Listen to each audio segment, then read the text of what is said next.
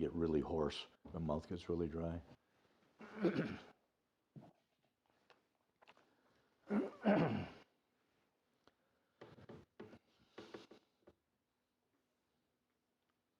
Oh, thanks. I'll take a sip of that right now.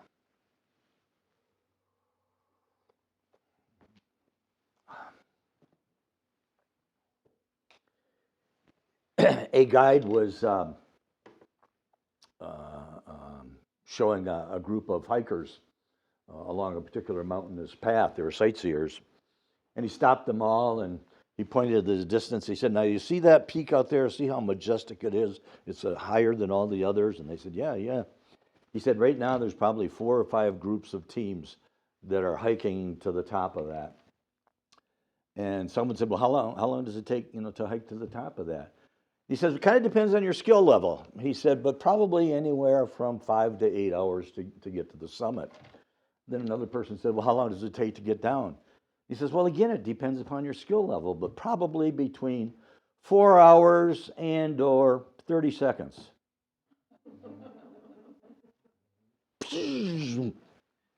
Anyhow. Back in the mid to late 90s, I really got into rollerblading and hiking and bicycling out at Kensington Park. And my day off has always been Wednesday, so I'd always try and get out to the park early, especially if I was rollerblading, because I was a danger on wheels. And look out, folks, here comes Gary. So I really, really enjoyed it. And then I tried to get out there some weekends too. And I was trying to build up my stamina, trying to get fit for starting some long distance backpacking. In the back of my mind, I had this idea that first I was going to hike Isle Royale sometime or other, and then after that, I wanted to hike the Appalachian Trail. And did a lot of reading about it and whatnot. Well, one of the books I happened to read while I was reading some of these hiking and backpacking books was a book by a reporter who worked for some outdoor magazine. His name was John Krakauer. And John Krakauer wrote a book called Into Thin Air in 1997. And it detailed his trip out Mount Everest in May of 1996, the year before. And his magazine had sent him out there. What's it like to climb Mount Everest? Interview some folks and go along with them to the top. So he did. And it's the year that a terrible, terrible storm blew in. And 8 of the crew that he was working with succumbed to the weather. They died. And it was just one of the biggest disasters there was, although there have been a lot more deaths since then and before then. And so he wrote this book, Into Thin Air, and I was just completely taken in by it. Wow, now there's something to really look forward to. Not to climb Everest, but to climb some mountain like that, something different, something big. You could really say, man, I did it. Well, the next year in 1998, I started my first of my 7 wrist surgeries over the next 2 or 3 years that I had. And my doctor sent me down to Harper Hospital for occupational therapy. And my main therapist was a woman who was probably in her mid-30s, a really, really great outgoing woman. And so, we talk and whatnot, and what else do you do? They're working on your hands and whatnot. You talk and you get to know who they are. Her husband was a rock musician, traveled the world with his rock band. And so he was gone a whole lot of the time and really didn't like hiking or backpacking or climbing mountains anyhow. So she had another guy, a hiking partner. He was in another state, I forget where, but anyhow. And so they had actually 2 years before had hiked Mount Kilimanjaro in Africa and made it to the summit. Wow, that is really cool. The year before that I first saw her, they had climbed or tried to climb Mount Rainier in Washington State.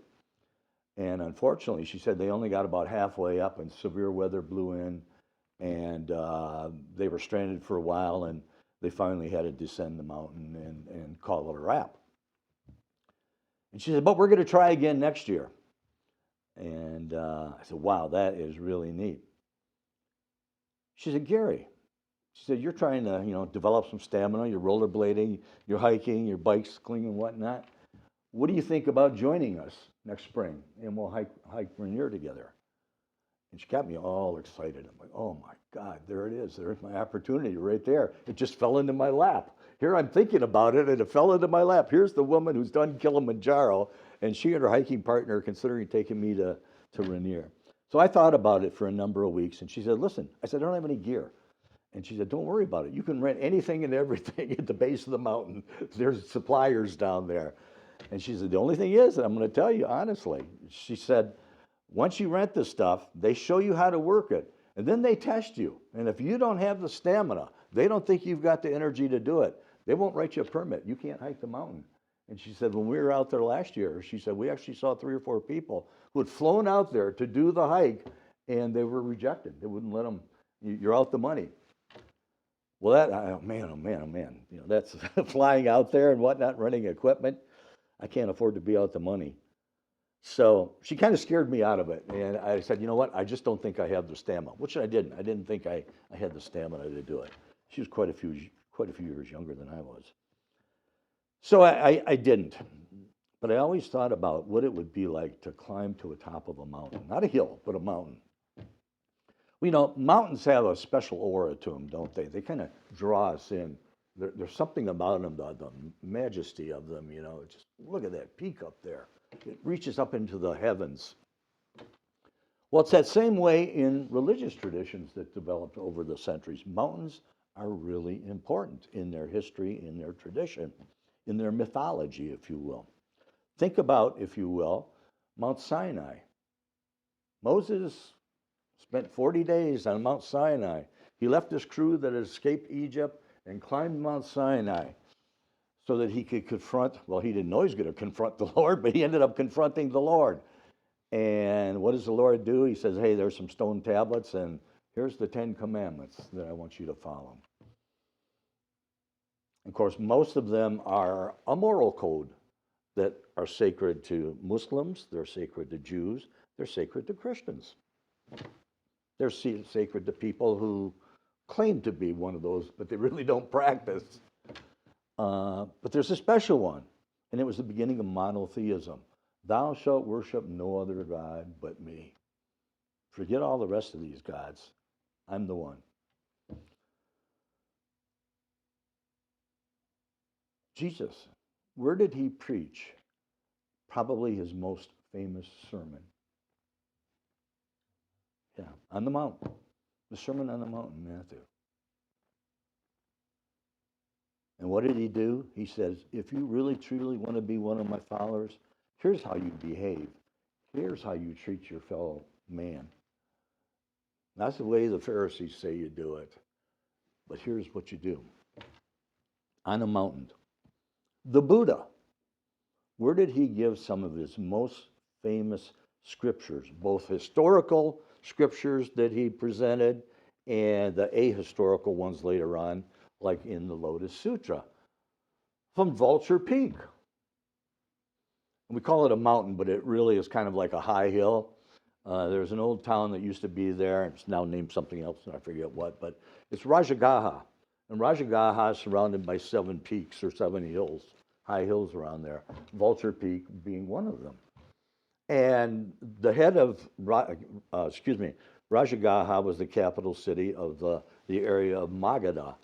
And King Bimbisara was the head of everything there. And King Bimbisara was a big-time friend of Buddha's. And he was also a patron of the Buddhas. And he was also a lay Buddhist. He followed the Dharma as closely as he could be. And again, the importance of tradition being spread high on a mountain. In Buddhist, Hindu, and in Jain cosmology, all 3 of those, there's Mount Meru. Now, some of you, if you've done reading in the scriptures, you might see Sumeru, S-U-M-E-R-A. Su just means great or wonderful or majestic. The majestic Meru. But the name of the mountain is Mount Meru. And it is at the center of our universe, the old-time universe. It is the axis mundi. It is the axis on which everything rotates and everything turns. Everything is based on that. And it is the home of the gods. And it is thousands and thousands of miles high and thousands of miles deep. And above it, way above it, are the heavens. And below it, way down below, are the hells. And then you've got oceans surrounding Mount Meru. And then you've got little islands, which are continents, where the people live. And then on the perimeter, remember, this is a flat earth, or flat ocean.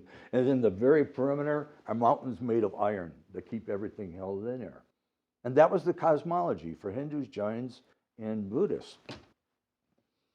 And how they interpreted all that stuff was a little bit different for Hindus and for Jains than it was for Buddhists, but very, very similar. So why am I talking about mountains today and hiking up a mountain and enjoying the view? Why? Because what is one of the 4 Brahma Viharas? But upekkha. Upekkha is equanimity. How does upekkha translate literally in Pali? As if seeing from a mountaintop. That's what equanimity translates in the Pali as it was originally put down in the Nikayas. As if seeing from a mountaintop. You go up to the top of the mountain, what do? You see clearly. You see the relationships between people. You see the relationships between trees and forests and rivers and lakes and everything out there. You see the forest from the trees. You don't get caught up in the drama between the trees, between the people, but rather you stand above it and you say, oh, now I understand. Now I see clearly why they're behaving the way they are. And you may step in and help out, but you don't get caught up. The drama doesn't catch you up in its tentacles, if you will. Upekkha, to see things as if from a mountaintop. Equanimity, to see things impartially. You've got mental calmness, you've got composure, you've got an evenness of temper, which isn't always very easy, even in the midst of difficult times. You try and maintain this level attitude here. One of the Brahma Viharas, one of the heavenly abodes, that's how important it is, along with loving kindness, compassion, and altruistic joy. Equanimity. What does Dr. Martin Luther King say? That when you get to the top of the mountain and you look over, what do you see? You see the promised land. There it is, right before us. There's the promised land down there. Now I see it. Now I know. In Buddhism, we'd call it the Pure Land. It's the land of here and now. It's the land of the Saha world. It's a blend of samsara, the continuous cycling of good and evil and birth and death and life versus nirvana, finally escaping this, emotionally escaping it, psychologically escaping it. Every one of us can experience that if we're willing to put in the work. Are you willing to build up your stamina to get a little bit stronger? Start climbing that mountain? Let's go.